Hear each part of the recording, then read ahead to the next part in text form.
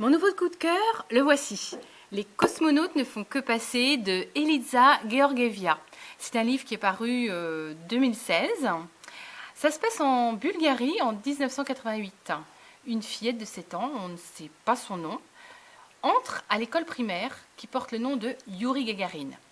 Elle se prend aussitôt de passion pour l'histoire de la conquête spatiale et décide de devenir cosmonaute, contrairement aux autres fillettes qui l'entourent, qui veulent plutôt être infirmières, ballerines ou pareil que maman. C'est aussi lors de cette rentrée qu'elle fait la connaissance de Constanza, une fille qui irradie autour d'elle, une concurrente qu'elle déteste mais qu'elle côtoiera plusieurs années.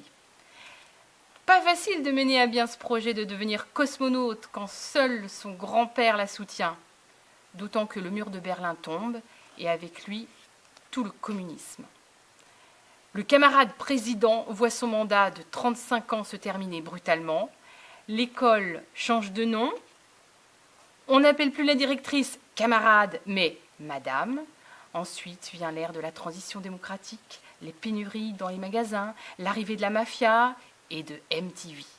C'est alors que s'offre à elle une autre figure emblématique à laquelle elle va s'identifier, Kurt Cobain. C'est décidé, elle renonce à sa carrière de cosmonaute pour devenir punk grunge rockeuse. D'où la couverture du livre. C'est à travers les yeux de son héroïne que l'auteur nous fait vivre les absurdités du régime communisme et les bouleversements du monde qui l'entoure. Alors elle nous raconte tout ça à la deuxième personne du singulier. Ça peut paraître un peu surprenant, mais finalement ça donne un ton très vivant. L'héroïne conçoit la vie avec une méthode d'énumération en 3 points et marque ses compréhensions diverses et variées d'un « maintenant, c'est officiel ». Elle croit aussi en l'amitié éternelle, même si sa grand-mère lui assure que l'amitié n'existe pas, qu'il n'y a que des intérêts communs.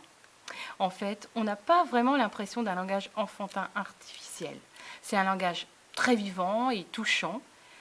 Et le décalage entre la réalité complexe et ce qu'elle en comprend du haut de ses 7 ans est très drôle.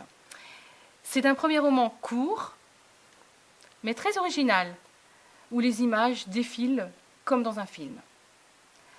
Donc moi, j'aime beaucoup et je dirais vivement le prochain.